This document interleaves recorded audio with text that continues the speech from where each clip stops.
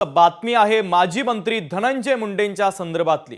धनंजय मुंडेंच्या अडचणी आता अधिकच वाढत असल्याचं दिसतंय। त्यांचा पाय आणखीन खोलात जातोय, कारण कृषी विभागामध्ये जो घोटाळा झाला होता या संदर्भात सुरेश धस यांनी दावा केला होता आणि या घोटाळ्याच्या संदर्भात आता सुरेश धस हे धनंजय मुंडेंच्या विरोधात तक्रार ईडीकडे करणार आहे। धनंजय मुंडे आणि वाल्मिक कराडच्या विरोधात ते ईडीमध्ये जाणार असल्याचं कळतंय।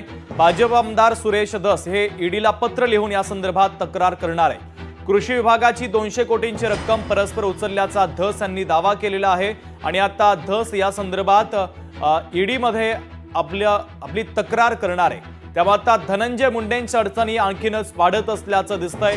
धनंजय मुंडेंच्या संदर्भातली ही सगळ्यात महत्त्वाची आणि मोठी ब्रेकिंग न्यूज आपण पाहतोय।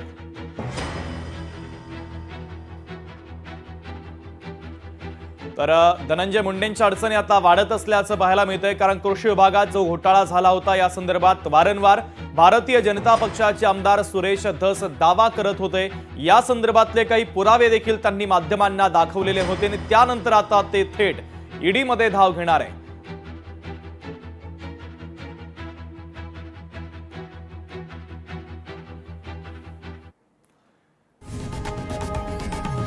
लोकशाही मराठी ऐका, पहा, जागरूक रहा।